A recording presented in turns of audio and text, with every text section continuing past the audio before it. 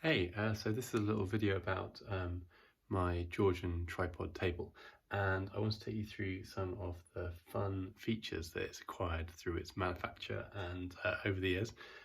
So here's a little table for putting your glass of wine or your flower pot or your candlestick on, as was the original use. And this has been around for 250 years. It's made of oak. Yeah, it's got some fun little quirks.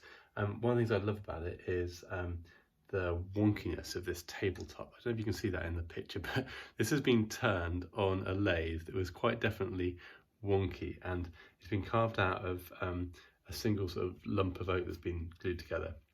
And the rim of the table has been carved straight into the surface, and you can actually see probably, yeah, there you go, on the surface you can see still the lines from where the cut marks have been made on the lathe, the sort of circular marks on the surface of the table.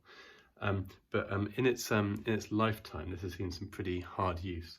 It's been bashed about quite a bit, which I quite like about it. So a good example on the top of the table here is that a big old chunk has been taken out of the top here. Look, that's been glued back on. That was unintentional, but over here is an intentional chunk that's been taken out of the table. This is, I think, so that someone could put the cord from a lamp more elegantly over the edge of it. Also on the top is now split into two, look, and being glued back together.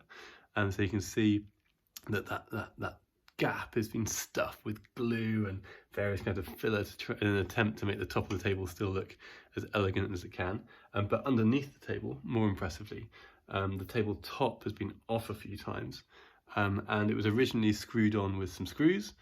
Someone's then put a new set of screw holes on, and then when that's failed, and those have been pulled off a few times, someone's actually gone and just nailed it straight on. There you go, there's a nail just going straight into the bottom of this 250-year-old table. A couple of other areas where it's been in the wars.